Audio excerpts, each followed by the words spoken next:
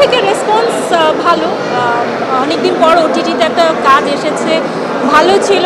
আমার নিজের কাজ দেখে মনে হয়েছে যে আমার আরও একটু ভালো করার সুযোগ ছিল। নিজের কাজ নিজে দেখে।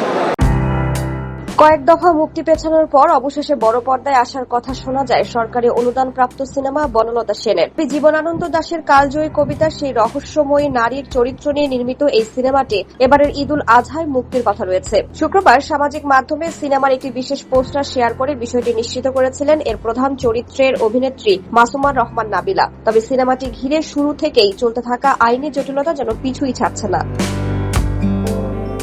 মুক্তির ঘোষণার পরপরই আবারও নতুন সমস্যা তৈরি হওয়ায় এটি বড় পর্দায় আসা নিয়ে শঙ্কা তৈরি হয়েছে। শোনা যাচ্ছে সিনেমাটির সহপ্রযোজক তরুণ মজুমদার আবারও আদালতে দ্বারস্থ হয়েছেন। ক্যারিয়ারের শুরুতেই আয়নাবাজি সিনেমা দিয়ে দর্শকদের হৃদয়ে জায়গা করে নেওয়া নাবিলার এবারের দীর্ঘ বিরতি দিয়ে পর্দায় ফেরা। সিনেমাটির সহপ্রযোজকের আইনি পদক্ষেপের কারণে নতুন করে শঙ্কা তৈরি হলেও নাবিলা অবশ্যই ইতিবাচকভাবেই দেখছেন পুরো বিষয়টি। নিজের সিনেমা মুক্তি এবং নতুন এই সমস্যা নিয়ে নাবিলা সংবাদ মাধ্যমে বলেন, ঈদে দ্বিতীয়বার আমার সিনেমা মুক্তি পাচ্ছে, এটা সত্যি আনন্দের। তবে উচ্ছ্বাসের সঙ্গে দীর্ঘদিন পর প্রেক্ষাগৃহে আসছি, তাই কিছুটা নার্ভাসও ফিল হচ্ছে।